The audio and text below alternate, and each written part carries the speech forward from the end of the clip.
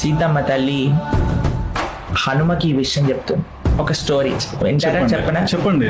హనుమ సీతమ్మ తల్లిని కలవడానికి వచ్చినప్పుడు, అమ్మా ఏంటమ్మా నీకు ఈ కష్టం సీతమ్మ అంటే, సీతమ్మ అంటుంది, నేను ఒక తప్పు చేశాను హనుమ, అందుకోసమే నేను ఈ కష్టాన్ని అనుభవిస్తున్నా అంట.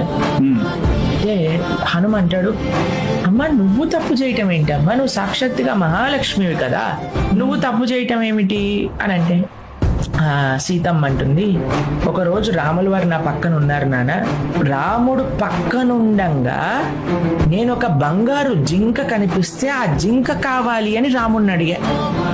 అది నేను చేసిన తప్పు. భగవంతుడి దగ్గరికి వెళ్ళి స్వామి నీ సేవ కావాలి అని మనం కోరుకోవాలి, కానీ నాకు కారు కావాలి, నాకు ఫోన్ కావాలి, నాకు ఉద్యోగం కావాలి, నాకు పిల్లలు కావాలి, నాకు రోగాలు పోవాలి, నాకు ఆరోగ్యం కావాలి అని భౌతిక